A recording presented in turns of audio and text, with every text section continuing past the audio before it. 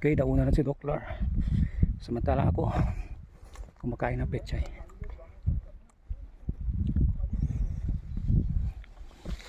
So ingat lang tayong pababa, baka madulas tayo.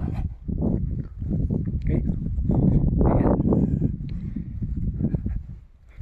So andito na tayo sa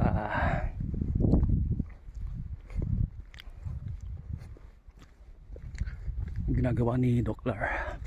Siya ay nagpa-vlog.